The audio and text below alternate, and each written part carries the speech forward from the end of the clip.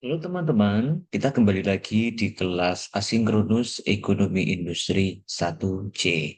Pada kesempatan kali ini kita akan mempelajari tentang hak kepemilikan dan teori perusahaan.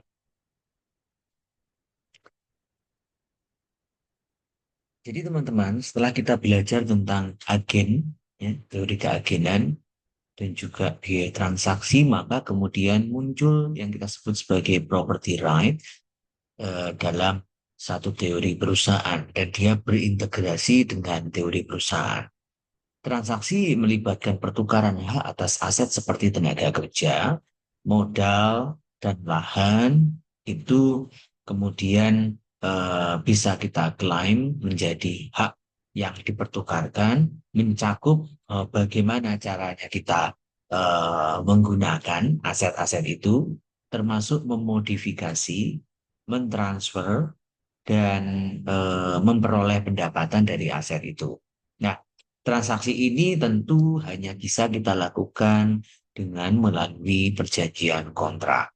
Ada beberapa perbedaan yang akan kita tekankan di dalam hak kepemilikan ini, antara lain adalah specific right dan residual right. Specific right atau hak spesifik ini adalah hak-hak yang didefinisikan secara eksplisit di dalam kontrak seperti penggunaan atau transfer aset. Sementara hak residual adalah hak untuk mengendalikan aset setelah hak spesifik itu dialokasikan, termasuk hak untuk mengubah atau membuang aset itu. Jadi teman-teman, kalau misalnya kita eh, bekerja sama dengan mitra misalnya, kita perlu menyampaikan apa istilahnya kontrak agregat gitu ya kepada mereka. Kemudian kita bisa lakukan finishing, tahap finishing kepada kita, dan pada saat proses finishing itu bisa saja ada beberapa komponen yang mungkin tidak kita sertakan dan mungkin atau komponen yang tidak sertakan itu akan kita gunakan sebagai hak kepemilikan kita pada masa yang akan datang seperti itu. Nah, seperti contoh nanti ada beberapa sampling ya di bawahnya. Nah, hak residual kemudian menjadi concern bagi perusahaan karena barang siapa yang kemudian memperoleh ya kan hak residual itu, maka dialah yang akan mendapatkan keuntungan ke depan. Nah, haknya bersifat melekat dan bisa dipergunakan dalam waktu atau jangka waktu yang cukup panjang. Nah, hak residual itu memberikan kontrol akhir dari aset kepada pemilik karena kita sudah merencanakan spesifik right dulu kepada mitra, kemudian kita kemudian mendapatkan sisanya, gitu kan. Sisanya dalam hal ini adalah mana-mana ya harusnya bisa kita simpan untuk fase yang akan datang seperti itu. Nah, em, pemilik dapat membuang atau menggunakan aset sesuai keinginan tentunya. Kemudian berbeda dengan pandangan si Alhan dan Darmset yang mengatakan bahwa kontrol perusahaan atas karyawan itu relatif kecil. Ya, padahal aslinya sebenarnya kita bisa memanfaatkan karyawan itu dengan berbagai hal. Misalnya, kita bisa saja mempekerjakan dia pada jam tertentu, kemudian kita bisa saja menambahkan beban kerjaan mereka pada masa atau waktu tertentu karena keahlian mereka itu lebih tinggi. Nah, perilaku inilah yang kemudian kita ilhami sebagai residual right di masing-masing perusahaan. Nah, itu salah satu contoh dari level karyawan. Hak kepemilikan penentuan kontrol terhadap aset fisik maupun aset tidak terwujud seperti merek dan reputasi itu juga kemudian menjadi kepentingan bagi perusahaan. Ya, misalnya seperti saya sebut Nestle.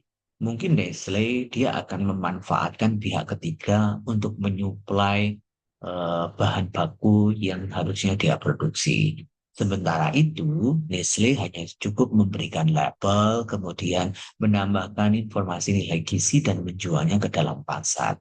Bisa saja Nestle tidak menambahkan eh, apa namanya material tadi, atau bahkan bisa saja Nestle akan menggunakan seluruh dari berbagai apa namanya barang yang barang intermediate yang diserahkan kepada dia. Nah, itulah kemudian menjadi salah satu concern di level bahan baku. Nah, bagaimana di sisi merek dan reputasi? Tentu si penyuplai dia tidak akan mendapatkan reputasi karena reputasinya hanya diperoleh eh, bagi perusahaan yang menggunakan hak tadi di sisi paling akhir atau residual right. Sehingga Nestle akan mendapatkan keuntungan hak kepemilikan lebih besar dibandingkan dengan pemasok. Nah, itu adalah salah satu contoh hak kepemilikan dari sisi merek. Sehingga kemudian merek atau reputasi Nestle bisa saja lebih baik dibandingkan dengan pemasok. Gitu. Oke. Selanjutnya teman-teman, implikasi dari kepemilikan residual itu sebenarnya seperti apa? Ya, seperti contoh di sini adalah perusahaan A sebagai penerbit dan perusahaan B sebagai percetakan yang memiliki kontrak jangka panjang.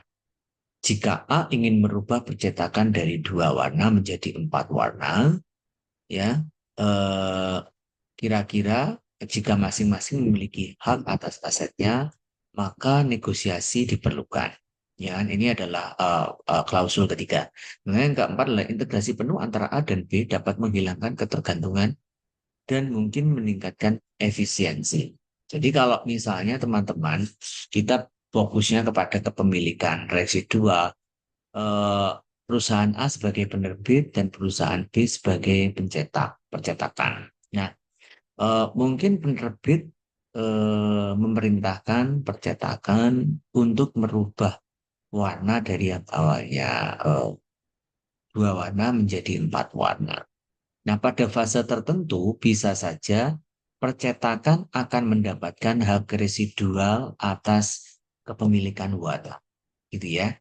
Karena percetakan akan berurusan dengan penerbit lain di tempat lain, sehingga dia bisa menggunakan warna-warna itu ke penerbit lainnya.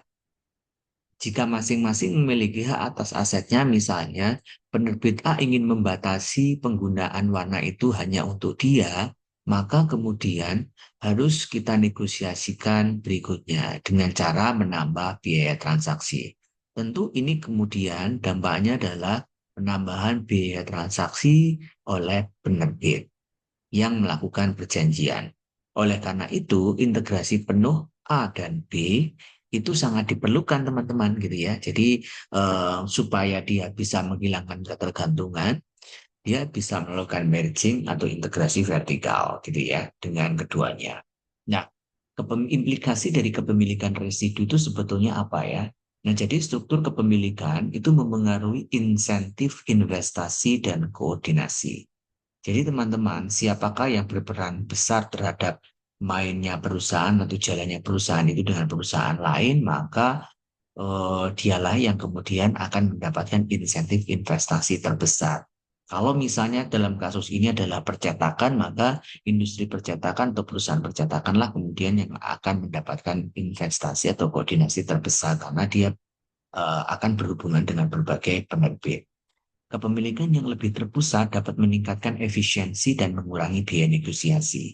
Kalau misalnya ada integrasi vertikal, maka efisiensi mungkin akan tercapai, pengurangan biaya juga akan bisa dicapai.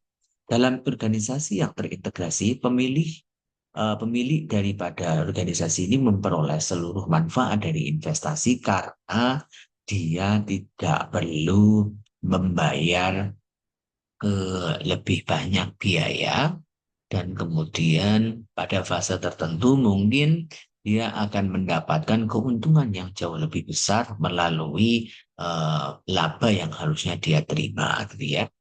Nah, ini direferensikan dari Grossman dan Hart yang menunjukkan pentingnya hak kepemilikan dalam insentif ekonomi.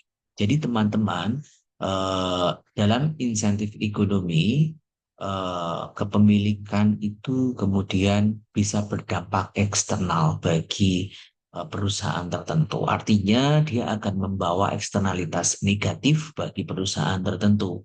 Sehingga Proses inilah yang kemudian kita harus integrasikan satu sama lain di level perusahaan. Mungkin treatment daripada eksternalitas negatif akan berbeda dengan textbook di ekonomi mikro 2 pada umumnya yang eh, mungkin berkaitan dengan pemajakan dan atau yang lain. Nah, untuk fase perusahaan tentunya ada faktor integrasi yang akan berkontribusi besar terhadap jalannya eh, rendahnya atau menghapusnya eksternalitas dari salah satu pihak. Nah, itulah teman-teman pembahasan terkait dengan hak kepemilikan dan kaitannya dengan teori perusahaan. Selanjutnya, kita akan simak video asinkronus untuk topik berikutnya. Terima kasih.